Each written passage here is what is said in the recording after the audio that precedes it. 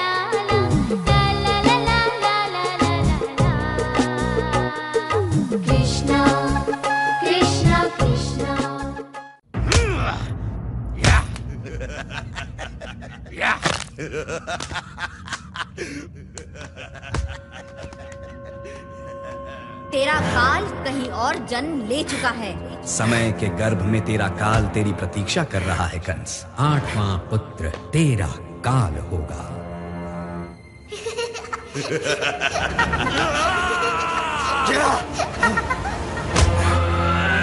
महाराज, महाराज, महाराज, मैंने कुछ नहीं किया महाराज।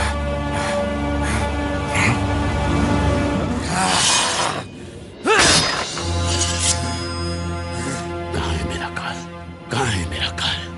कहाँ छिपा है? सामने क्यों नहीं आता? महाराज, वो केवल एक बालक है। उसके पीछे आप इस अवस्था में पहुंच गए हैं। ये देखकर हमें बहुत पीड़ा होती है। पीड़ा होती है तो कुछ करते क्यों नहीं? कौन सी मायावी शक्ति है जो उसकी रक्षा कर रही है? कौन है जो कंस से शत्रुता मोल लेना चाहता है? कौन है जिसे अपने प्राणों का भय नहीं? क्षमा कीजिएगा महाराज, भयभीत तो आप दिख रहे हैं। महाबली कंस को ये भय शोभा नहीं देता। हाँ, मैं भयभीत हूं। अक्रूर जी, अब तो मैं अपने प्यारे भांजे से मिले बिना रह नहीं सकता। आप तुरंत वृंदावन जाइए और मेरे भांजे को सादर लेवा लाइए। मेरे क्रीड़ांगन में मल्ल युद्ध प्रतियोगिता के लिए निमंत्रित कीजिए। अपने भांजे को देखने के लिए मेरी आंखें 10 वर्षों से तरस रही हैं। अब विलंब मत कीजिए। अक्रूर जी, प्रस्थान कीजिए।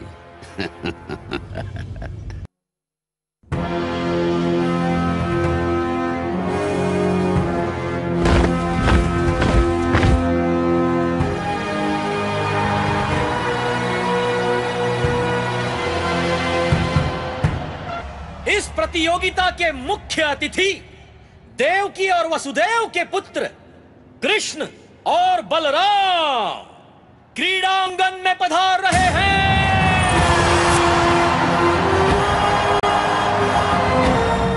तो ये है मेरा काल।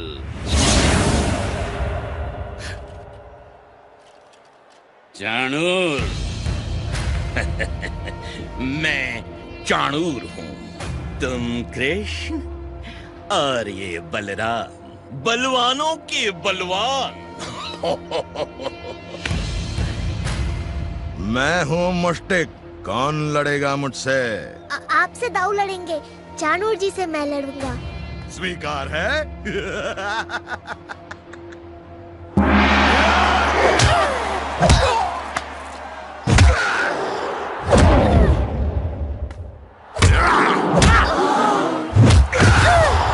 ये तो अन्याय है, एक बच्चे के सामने चाणूर जैसा मन।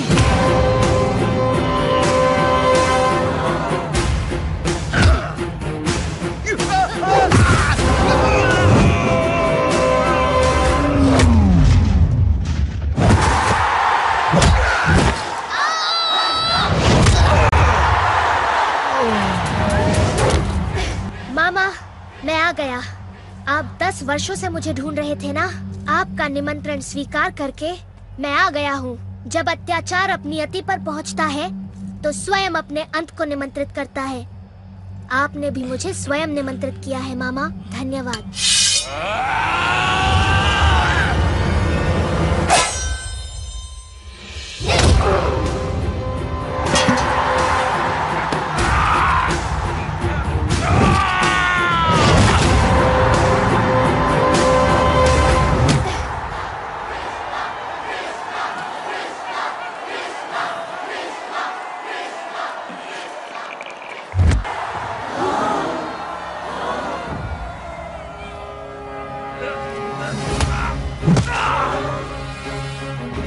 मेरे 6 भाइयों के लिए, जिनके नन्हे कोमल शरीर तूने पत्थर पर पटक पटक कर उनके प्राण ले लिए। ये मेरे निर्दोष माता पिता के लिए, जिन्हें तूने इतने वर्ष बंदी बनाकर रखा।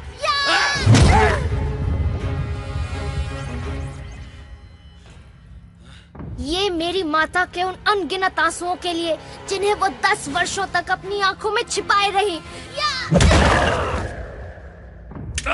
ये यादवों के उन 18 कुलों के लिए, जो तेरे भय से मथुरा छोड़ गए।